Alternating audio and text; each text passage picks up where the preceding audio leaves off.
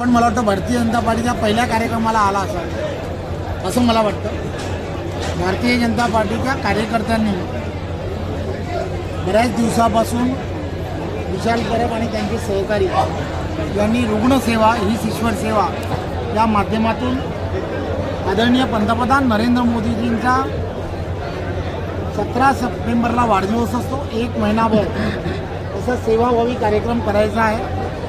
त्यांनी ते मला येऊन भेटले आणि मला त्यांनी हे सांगितलं। मी त्यांना सांगितलं की मी नक्की या कार्यक्रमाला येईन। प्रत्येक कार्यक्रमाचा आणि कार्यक्रमाच्या माध्यमातून राजकारणाचा वास घ्यायचा नसतो।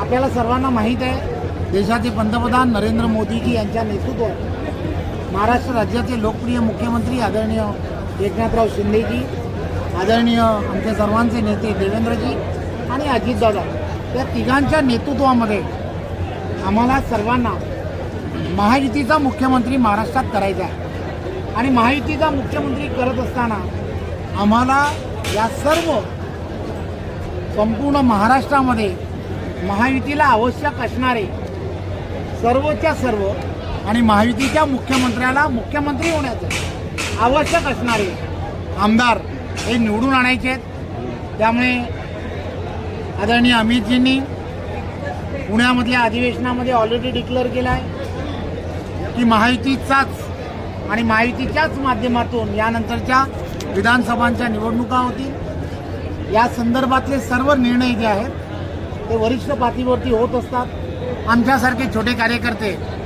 हे या सर्व प्रक्रियेचा एक भाग असतात आणि या सर्व प्रक्रियेमध्ये जे वरिष्ठ सांगतात त्याच पद्धतीने पावलं की भारतीय जनता पार्टीचा प्रत्येक कार्यकर्ता, महायुतीतला प्रत्येक कार्यकर्ता हा नेहमी उचलत असतो। परंतु आजच्या कार्यक्रमाच्या निमित्ताने एक चांगलं वातावरण हे संपूर्ण सिंधुदुर्गामध्ये झालं आहे, याची मी नक्कीच वाहवा करेन।